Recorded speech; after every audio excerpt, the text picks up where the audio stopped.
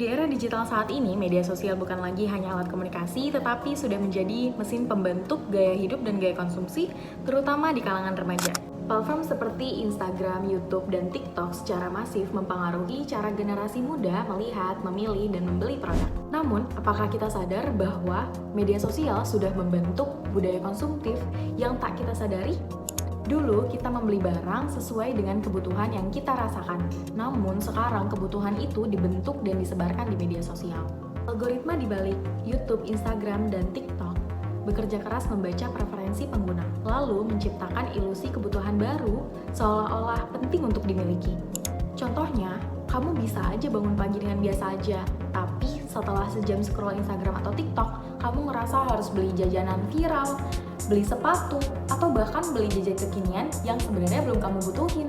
Salah satu dampak paling nyata dalam sosial media itu adalah fenomena FOMO, di mana orang dewasa ataupun remaja mengikuti tren padahal itu tidak relevan karena memaksakan agar diterima oleh lingkungan sosialnya. Ketika sebuah produk atau tren menjadi viral di media sosial, produk itu langsung laris-manis terjual.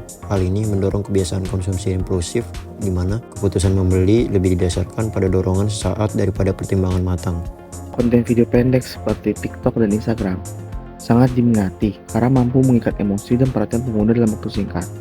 Influencer dan micro-influencer memainkan peran besar dalam membentuk opini dan preferensi remaja. Mereka tidak hanya mempromosikan produk, tapi juga gaya hidup yang kemudian diikuti oleh para pengikutnya. Misalkan tren fashion atau gadget yang akan sering muncul dan akan viral di Indonesia. Ini akan mendorong perilaku remaja untuk ikut membeli.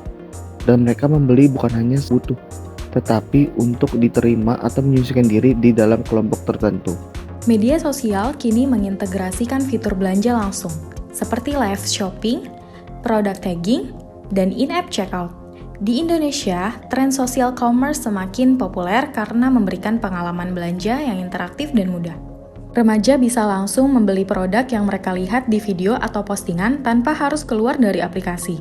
Hal ini semakin memperkuat budaya konsumtif karena proses pembelian jadi sangat praktis dan cepat. Salah satu tren global yang juga merambah Indonesia adalah gaya luxury look ala TikTok, di mana banyak remaja menampilkan gaya hidup mewah yang sebenarnya tidak sesuai dengan kondisi finansial mereka. Tren ini sering dikemas dengan humor, tapi sebenarnya mencerminkan tekanan sosial untuk tampil konsumtif dan kaya di media sosial. Di Indonesia, tren ini diterima dengan antusias, tapi juga menimbulkan perdebatan mengenai dampak psikologis dan finansial bagi generasi muda.